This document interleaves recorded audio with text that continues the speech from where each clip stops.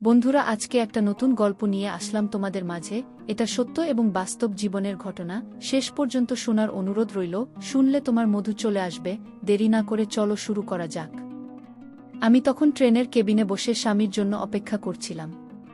আমার বিয়ে এমন একটি লোকের সাথে হয়েছে যাকে আমি কখনো দেখিনি। বাবা মা অনেক বড় ঘর পেয়ে ছেলে না দেখে আমাকে বিয়ে দিয়ে দিল।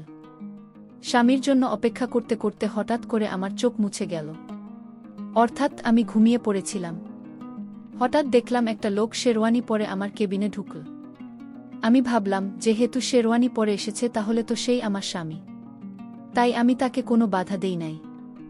লোকটি এসে আমাকে কিছু না বলে আমার অলংকার খুলে একটি পুটলির মধ্যে রাখল। তারপর আমার সাথে কোনো কথা না বলে খুব নোংরামি করার চেষ্টা করছে। আমি আমার স্বামী ভেবে তার সাথে মন খুলে যা করলাম তা শুনলে বন্ধুরা তোমাদের মাথা গরম হয়ে যাবে। বন্ধুরা, গল্পটি অনেক ইন্টারেস্টিং। আশা করি মনোযোগ সহকারে তোমরা পুরো গল্পটা শুনবে।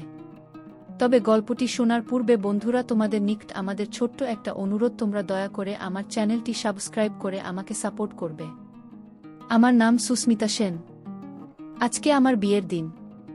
তাই আমাদের বাড়িতে বিয়ের সমস্ত জোগাড় যন্ত্র ধুমধামে হচ্ছিল।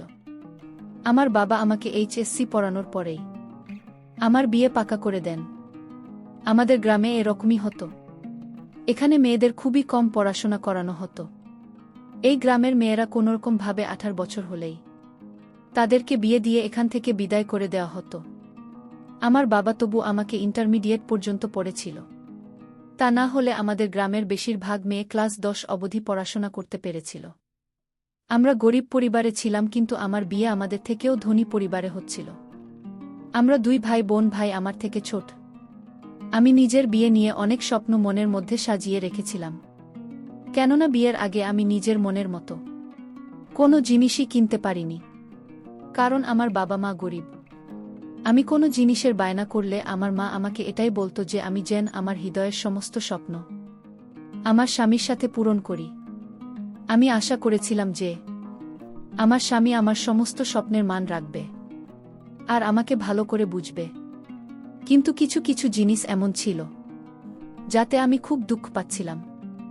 আমার শ্বশুর বাড়ির লোকেরা আমার বাবার বাড়ি থেকে বিয়ের যৌতুক হিসেবে যা যা জিনিস দেওয়া হয়েছিল তাতে তারা বিভিন্ন রকমের খুঁত খুঁজে বের করতে শুরু করেছিল। আর আমার বাবার কাছে আরও জিনিসের দাবি করেছিল।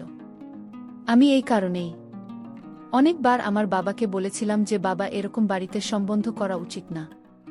কিন্তু আমার বাবা সব সময় বলতো যে ওরা বলল মানুষ, এই কারণে ওদের সামনে তো আমাদের কিছুটা নিচু হতেই হবে আর তাদের ডিমান্ড কেউ পূরণ করতে হবে। আর এটাই আমাদের সবার জন্য ভালো হবে। কেননা আমি তোকে সচ্ছল পরিবারে বিয়ে দিতে চাই।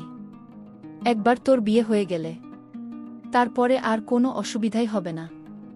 আর তবেই তো তুই বাড়িতে সুখে থাকবি। আমার নিজের বাবার কথা মাঝে মাঝে ঠিক মনে হতো। কখনো কখনো আমি নিজেই বুঝতে পারতাম না যে না জানি আমার ভবিষ্যৎ কি হবে। যখন থেকে আমার বিয়ে ঠিক হয়েছে তখন থেকে এখনো অবধি আমি আমার হবু স্বামীকে দেখিনি। কেননা আমাদের এখানে নিয়ম ছিল যে বিয়ের আগে ছেলে মেয়ে একে অপরকে দেখবে না, শুধুমাত্র পরিবারের লোকেরাই দেখবে আর তাদের পছন্দমতো বিয়ে ঠিক করে দেওয়া হবে। আমি তো ছোটবেলা থেকেই দেখতে খুব সুন্দরী। এই কারণেই আমার হবু স্বামীর বাড়ির লোকেরা যখন আমাকে প্রথমবার দেখল তখন তারা সঙ্গে সঙ্গে আমাকে পছন্দ করে নেয়। তারা আমাদের গ্রাম থেকে অনেক দূরে দিল্লিতে থাকত। এই কারণেই খুব বেশি বরযাত্রী আমার বিয়েতে আসবেন না। কিন্তু যত কম লোক আসুক না কেন, বিয়েতে অনেক রকমের ঝামেলা থাকে। এই কারণেই আমার বাবা আমার বিয়ের সমস্ত ব্যবস্থাপনা নিয়ে খুব টেনশনে ছিলেন আর চিন্তা করতে লাগলেন কিভাবে বিয়ের সমস্ত কিছু ঠিকঠাকভাবে করা যায়। যাই হোক, আমার বিয়ে নির্ঝঞ্ঝাটে হয়ে গেল। এরপরে বিয়ের সমস্ত নিয়মকানুন শেষ হলে আমি বাবার বাড়ি থেকে বিদায় নিয়ে সন্ধেবেলা রেলওয়ে স্টেশনে এসে গেলাম। আমার হৃদয়ে বারবার আমার স্বামীর মুখ দেখার জন্য অস্থির হয়ে উঠেছিল। কিন্তু মুখ তো দূরের কথা, আমি আমার স্বামীকে একনজরে দেখতে পেলাম না। কেননা আমার শ্বশুর বাড়ির লোকেরা একটা লম্বা ঘুমটা আমার মুখের উপরে টেনে দিয়ে রেখেছিল। তার উপরে আমার শ্বশুর বাড়ির মহিলারা ছিল। আমার শাশুড়ি, ননদ, আরও অনেক আত্মীয় স্বজন ছিল। তারা সবাই আমাকে একেবারে ঘিরে রেখেছিল। যার কারণে আমি আমার স্বামীকে না কিছু বলতে পারছিলাম না, তো তাকে এক ঝলক দেখতে পাচ্ছিলাম। তারপর আমি নিজের মনকে বোঝালাম যে আর তো মাত্র কিছু সময়ের ব্যাপার। কিছুক্ষণ পরে ট্রেন স্টেশনে এলে আমরা সবাই মিলে ট্রেনে উঠে বসব। তখন আমার স্বামী আমার পাশে এসে যাবে। এই কারণে আমাকে আর মাত্র কয়েক ঘন্টা অপেক্ষা করতে হবে। এটুকু অপেক্ষা তো আমি করতেই পারি। আমি জানি আমার স্বামী আমাকে দেখার জন্য অস্থির হয়ে আছে, যেরকম আমি অস্থির হয়ে আছি। আমি মনে মনে খুশি ছিলাম যে আমার স্বামী যখন আমাকে প্রথমবার দেখবে তখন আমার সৌন্দর্য দেখে হতভম্ব হয়ে যাবে, আর না জানি সে আমার কত প্রশংসা করবে। আমি এই সমস্ত কথাই ভেবে ভেবে বারবার পুলকিত হচ্ছিলাম আর মনে মনে খুব খুশি হচ্ছিলাম। কিছু সময় পরে আমাদের ট্রেন স্টেশনে এসে গেল আর আমরা সবাই নিজেদের বুক করা ক্যাবে উঠে বসে গেলাম। এখনও আমার শাশুড়ি আর আমার নন্দ আমার সঙ্গে আঠার মতো লেগে রইল। আমার শাশুড়ি আমার কাছে এসে বসল আর বলতে লাগল, বৌমা, নিজের ঘোমটা সরিয়ে আমাকেও তো একটু নিজের মুখটা দেখাও। আমিও তো আমার হৃদয় ভরে আমার ছেলে সুমিতের নববধূকে দেখি।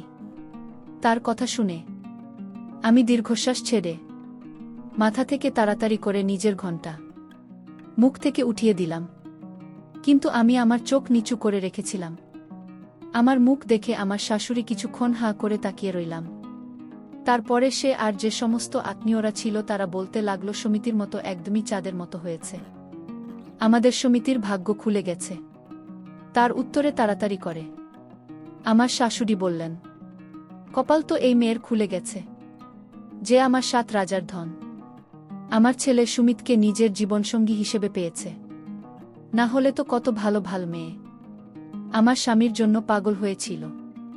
আমার শাশুড়ি আমাকে সুন্দর করে বোঝাতে লাগলেন যে দেখো, আমার সুমিতের সবসময় খেয়াল রাখবে আর ওর কোনো কথাতেই কখনো না করবেন না। ও যে রকম বলবে চুপচাপ সে রকম করে দেবে। ও এখন থেকে তোমার স্বামী, ওর সাথে মিলেমিশে থাকা তোমার কর্তব্য। এই কারণে ওর সঙ্গে ভালোভাবে থাকবে, বুঝেছ?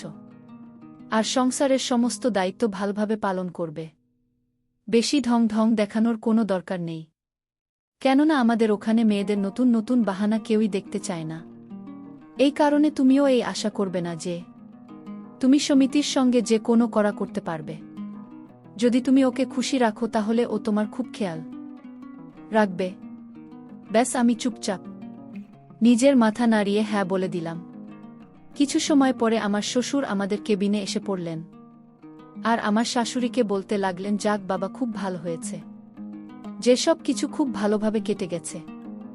আমার শাশুড়ি বলতে লাগলেন, হ্যাঁ ভালো তো হয়েছে, ব্যবস্থাপনা ওর বাপ ঠিকঠাকই করেছিল, কিন্তু সে আমাদের জন্য যে কামরা বুক করে দিয়েছে এটা সস্তা মনে হচ্ছে। আরও একটু ভালো কেবিন যদি বুক করে দিত তাহলে তার কি এমন অসুবিধা হতো? এই কথা শুনে আমার শ্বশুর বলতে লাগলেন, আরে এখন ছাড়ো এসব কথা, কি তুমি সামান্য একটা জিনিস নিয়ে পড়ে রয়েছ? তখন আমার শাশুড়ি বলতে লাগলেন যে আরে, যেটা বলার মতো কথা সেটা তো বলতেই হবে। আমরা এত বড় ফ্যামিলির মানুষ, আমাদের কোনো জিনিসের কোনো অভাব হওয়া উচিত না।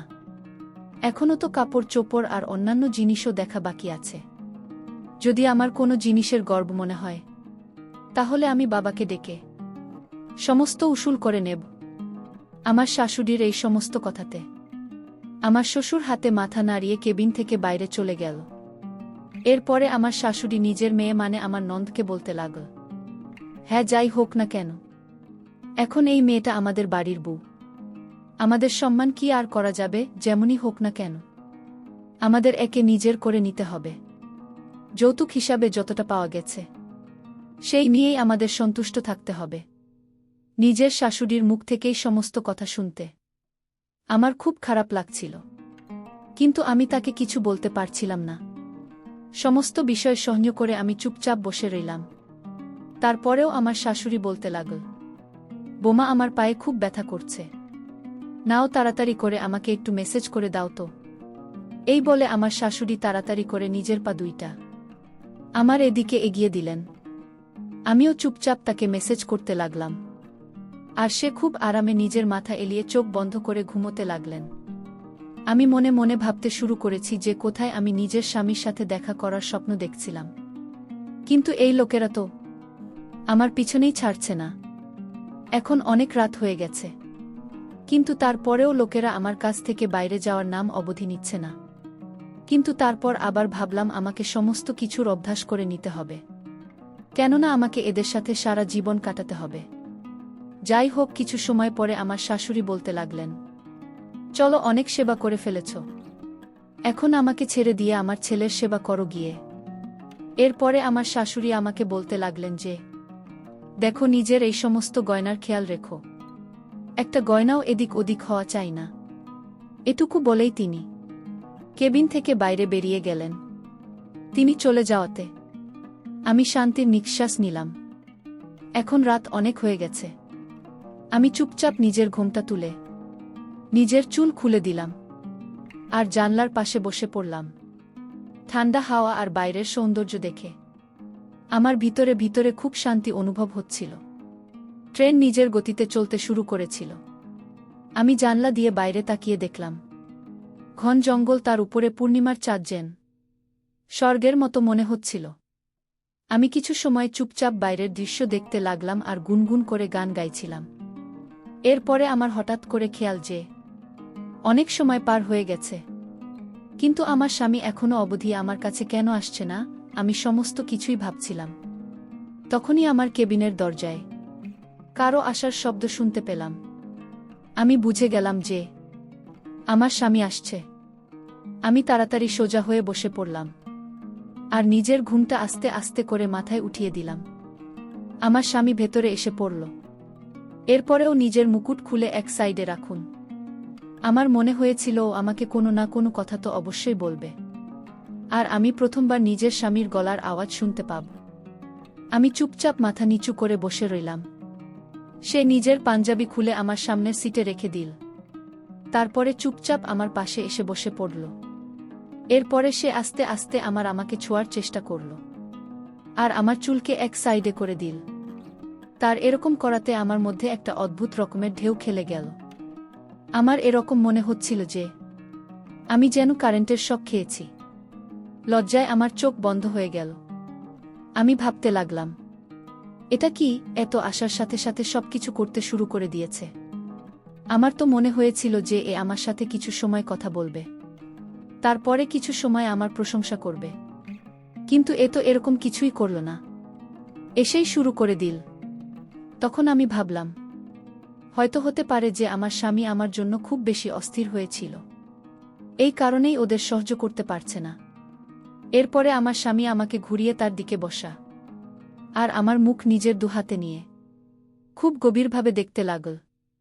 আমি মুখে হালকা হাসি নিয়ে আস্তে আস্তে আমিও নিজের চোখ উঠলাম আর একনজোর নিজের স্বামীর দিকে তাকালাম। যখন আমি আমার স্বামীকে দেখলাম তখন তাকে দেখে আমার মন খুব খুশি হয়ে গেল, কেননা আমার স্বামী দেখতে খুব হ্যান্ডসাম। যেরকম আমি মনে মনে চাইতাম সে একদম সেরকমই ছিল। এটা দেখে আমি খুব খুশি হয়েছিলাম যে কম সে কম ভগবান আমাকে মনের মতো একজন জীবনসাথী দিয়েছেন, না তো শুধু দেখতে ভালো ছিল, বরং ওর হাইট, শরীর স্বাস্থ্য খুবই ভালো ছিল। ওর পেশিবহুল শক্তিশালী হাত আমাকে ভিতরে ভিতরে অস্থির করে তুলেছিল। এরপরেও আমার শরীর থেকে এক এক করে গহনা খুলতে লাগল। এরপরে সেগুলোকে একটা কাপড়ের পুটলিতে করে এক সাইডে রেখে দিন। এই অনুভব আমি ভাষায় প্রকাশ করতে পারব না। আর আমার স্বামী যে রকমভাবে অস্থির হয়ে আমাকে কাছে পেতে চাইছিল, সেটা আমাকেও খুব খুশি করে দিয়েছিল, কেননা ও আমার সময়ের পুরো খেয়াল রাখছিল। আমি খুব খুশি হয়েছিলাম, আর আমিও আমার স্বামীর সাথে সম্পূর্ণরূপে সাথ দিয়েছিলাম। এদিকে ট্রেন খুব স্পিডে ছুটছিল, আর ওদিকে আমরা আমাদের কাজে জমেছিলাম। এরপরে না জানি কখন, এতক্ষণ পরিশ্রম করার ফলে কখন যে আমার চোখ লেগে গেল সেটা আমি বুঝতে পারিনি। সকালের দিকে আমার কামরার বাইরে হালকা হালকা কথা বলার আওয়াজ শুনতে পাচ্ছিলাম, যেটা শুনে আমি তাড়াতাড়ি করে উঠে বসে পড়লাম। এরপর আমি লক্ষ্য করে দেখলাম যে আমার স্বামী কেবিনের মধ্যে নেই। আমি বুঝে গেলাম যে ও হয়তো ফ্রেশ হওয়ার জন্য বাথরুমে চলে গেছে। আমি তাড়াতাড়ি করে নিজের কাপড় বদলালাম আর নিজেকে ঘোমটায় ঢেকে নিয়ে যখন বসলাম, তখনই আমার শাশুড়ি নন্দ আর আমার শ্বশুর হন্তদন্ত হয়ে আমার ক্যাবিনের মধ্যে ঢুকে পড়ল। প্রথমে তো আমি কিছুই বুঝতে পারছিলাম না যে কি হয়েছে, তাই আমি তাড়াতাড়ি করে তাদের কাছে জিজ্ঞেস করলাম যে কি হয়েছে। তখন আমার শাশুড়ি বলতে লাগলেন যে তোমার সমস্ত গহনা ঠিকঠাক আছে তো? হঠাৎ তার মুখে এই রকম কথা শুনে আমি হতবাক হয়ে গেলাম, কেননা এই সময় শুধুমাত্র একটা লোক ছাড়া আমার শরীরে আর কোনো গহনা ছিল না। কেননা আমার স্বামী রাতের বেলা আমার সমস্ত গহনা খুলে খুলে ফেলেছিল। আমার শাশুড়ি তাড়াতাড়ি করে আমাকে ভালোভাবে দেখতে শুরু করে দিল। এরপরে এটা দেখে হতবাক হয়ে গেল যে আমার শরীরে একটা গহনা নেই। এর আগে আমি তাকে কিছু বলতাম, তিনি চিৎকার করা শুরু করে দিলেন যে এখন তো আমরা সম্পূর্ণরূপে বরবাদ হয়ে গেছি। ওই চোর না শুধু আমাদেরকে লুটে নিয়েছে, বরং বৌমার সমস্ত গহনা নিয়ে গেছে। আমাদের তো কয়েক লাখ টাকা লোকসান হয়ে গেল। আমি তো না জানি বৌমার গহনা নিয়ে কত স্বপ্ন দেখেছিলাম। আমি ভেবেছিলাম এই গহনা পরে আমি আত্মীয় স্বজনের বাড়ি যাব আর সবাইকে গিয়ে দেখাবে আমার কাছেও এরকম দামি দামি গহনা আছে। কিন্তু এখন আমি কি করব না জানি। আমাদের তো কত লাখ টাকা লোকসান হয়ে গেল, সমস্ত টাকা পয়সা লুট হয়ে গেছে।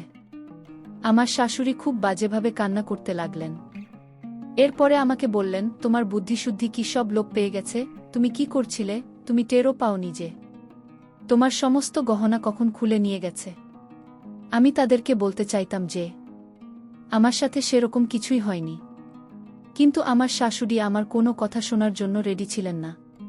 তিনি চিৎকার করতে করতে বলতে লাগলেন যে আমার তো মনে হয়েছিল যে বৌমা আমাদের পরিবারের জন্য ভালো হবে, কিন্তু এত অপয়া বের এখনও তো আমাদের বাড়িতে পৌঁছায়নি, তাতে আমাদের কয়েক লাখ টাকা লোকসান হয়ে গেল। যদি আমি আগে জানতাম যে এরপর আমাদের জন্য অশুভ, তাহলে আমি কখনোই আমার সঙ্গীতের জন্য একে নিয়ে আসতাম না। এরপরে তিনি চিৎকার করে বললেন যে তোমাকে তো আমি ছাড়ব না। তোমার এই বোকামির জন্য না জানি আমার কত লোকসান হয়ে গেল। এখন তুমি দেখবে আমি সুমিতকে বলে কিভাবে তোমাকে অপমান করায়। তার এই কথা শুনে আমি ভিতরে ভিতরে কেঁপে উঠলাম। আমি মনে মনে ভাবতে লাগলাম যে আমার স্বামী হয়তো আমার শাশুড়ির কথা শুনে আমার সাথে খারাপ ব্যবহার করবে। এখনো তো আমার মন থেকে তার সাথে কাটানো মিষ্টি সময়টাকেও বের করতে পারেনি। এই সবই ভাবছিলাম। তখনই আমার শাশুড়ি বললেন যে এই ছেলেটা এত কেয়ারলেস যে কি বলবো।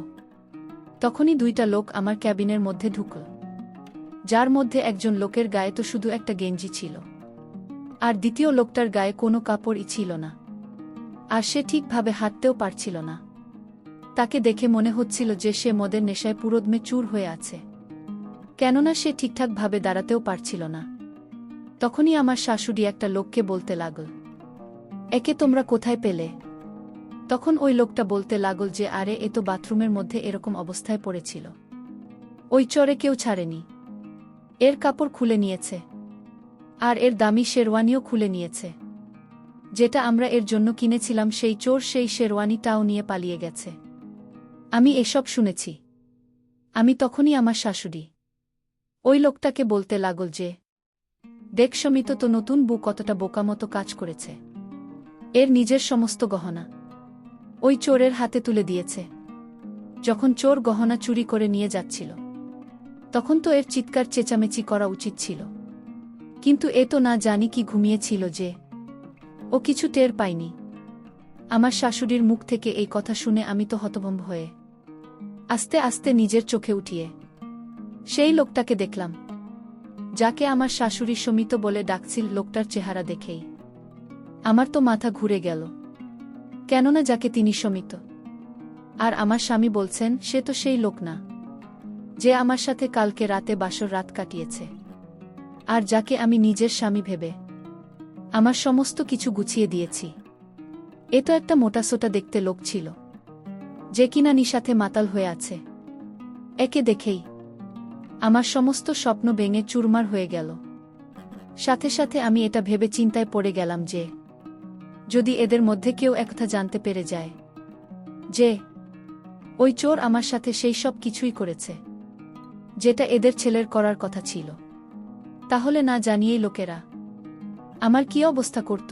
তখনই ওই লোকটা বলতে লাগল, সানি তো সারা রাত বাথরুমে পড়েছিল, এ তো নতুন বউয়ের কাছে আসেনি। এ কথা শুনেই আমার শ্বশুর সঙ্গে সঙ্গে সানির গালে থাপ্পড় মেরে বললেন, এই ছেলেটা কখন শোধ হবে না? আরে কমপক্ষে কিছুটা তো লজ্জা কর। কালকে রাত তোর বোমার সাথে বাসর রাত ছিল, কালকে তো কমসে কম বোমার খেয়াল রাখা উচিত ছিল। কিন্তু তুই তো নেশা এত আসক্ত হয়ে পড়েছিল যে নেশা ছাড়া তুমি কিছুই দেখতে পাস না। তুই একবারও বোমার ব্যাপারে ভাবিস নিজে সারারাত তোকে ছাড়া তার একলা কিভাবে কাটবে? বোমা কতটা অধীর আগ্রহে তোর জন্য অপেক্ষা করছিল, কিন্তু তোর তো কারো কোনো চিন্তাই নেই। এই সমস্ত কিছু তোর মায়ের তোকে বেশি আশকারা দেবার ফল, যার কারণে তুই কারো কোনো কথা শুনিস না। আমার শ্বশুর এটুকু বলার সাথে সাথে আমার শাশুড়ি শ্বশুরের উপর চিৎকার করে বলতে লাগলেন যে, খবরদার, তুমি যদি আমার ছেলেকে কিছু বলো তাহলে ভালো হবে না। ওর কি ভুল ছিল? ভুল তো এই মেয়েটা করেছে। ও যদি সমস্ত জিনিসের খেয়াল রাখত তাহলে আজকে আমাদের লাখ টাকার লোকসান হতো না। আমি মনে মনে ভাবতে লাগলাম যে আসলে এই এক রাতে আমার সাথে কি থেকে কি হয়ে গেল। চোখ শুধুমাত্র আমার গয়নাও নিয়ে যায়নি, সঙ্গে আমার যত নিয়েছে। তার উপরে আমার কপালে এত খারাপ শ্বশুরবাড়ি আর এত জঘন্য স্বামী উঠেছে যে কি বলবো। তখন হঠাৎ আমার খেয়াল যে ওই চোর যখন আমার গহনা খোলা ছিল তখন সে একটা ছোট পুটলির মধ্যে সেগুলো রেখেছিল। হয়তো সেই কারণেই এরকম করছিল, যাতে আমার সাথে সবকিছু করার পরে সে ওই পুটলিটা চট করে নিয়ে সেখান থেকে চুপচাপ চলে যেতে পারে। আমি এদিক ওদিক ভালোভাবে দেখে তারপরে নিচু হয়ে তাড়াতাড়ি করে ওই কাপড়টাকে টানলাম। সেটা সেই পুটলিটা ছিল যার মধ্যে সেই চোর আমার সমস্ত গহনা রেখেছিল। আমি যখনই ওই পুটলিটা খুললাম তখন এর মধ্যে থেকে আমার সমস্ত গয়না বেরিয়ে এল। যখন সেই গহনাকে বের করে আমি দেখলাম তখন আমার শাশুড়ি একটা লোভী শিয়ালের মতো তাড়াতাড়ি করে ওই সমস্ত গহনা আমার হাত থেকে ছিনিয়ে নিল, আর তার চোখ লোভে চকচক করে উঠল। এরপরে সে খুশি হয়ে বলতে লাগল, আরে বাহ, গয়না তো চোর নিতে পারেনি। আমার শাশুড়ি বলতে লাগলেন, আমি এতক্ষণ ধরেই তাতে মরেই যাচ্ছিলাম যে আমার লাখ টাকার গয়না চুরি নিয়ে গেছে। কিন্তু কপাল ভালো যে এই লাখ টাকার গয়না কিছুই হয়নি। আমি ভাবতে লাগলাম, আমার বাবার এত কষ্টে বানানো এই গহনার উপরে এই মহিলা কিরকম নির্লজ্জের মতো নিজের অধিকার ফলাচ্ছে।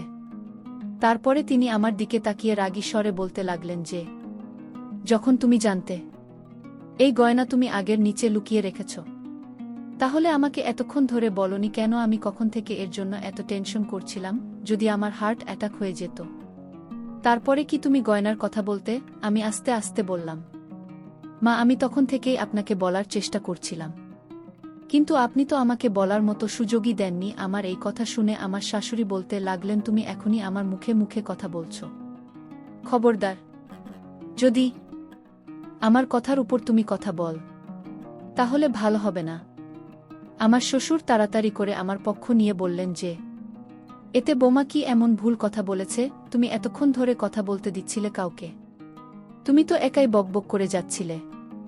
যাই হোক, তুমি দেখো যে কত বুদ্ধিমান বোমা পেয়েছি আমরা। এর আগে নিজের সমস্ত গহনা খুলে এক সাইডে যত্ন করে রেখে দিয়েছিল। যদি এরকম না করত তাহলে হয়তো ওই চোর এই সমস্ত গয়না নিয়ে পালিয়ে যেত। শ্বশুরের এই কথা শোনার পরে আমার শাশুড়ি চুপচাপ আমার দিকে দেখতে লাগলেন। এরপরে আমার শাশুড়ি আবার বলতে লাগলেন, এখন যা হওয়ার ছিল তা হয়ে গেছে। টাকা পয়সা কাপড় চোপড়ের লোকসান তো হয়ে গেছে। এখন কি করা যাবে? কিন্তু এই সমস্ত কিছু এই অপমানের কারণেই হয়েছে। আমি আমার শাশুড়িকে বললাম, মা, এখন আর কি করা যাবে? কে জান যে চোর এরকম করে সব কিছু নিয়ে যাবে। এখন আমি যেমনই হোক না কেন, আমি তো আপনার বাড়ির বউ, আপনাদের বাড়ির সম্মান। এখন আমি যেমনই হোক না কেন, আমার নাম তো আপনাদের সাথে জড়িয়ে গেছে। তাই এখন আর কিছুই করার নেই। আমিও নিজের শাশুড়িকে সেই কথাটাই ফিরিয়ে দিলাম যেটা উনি আমার জন্য বলেছিলেন।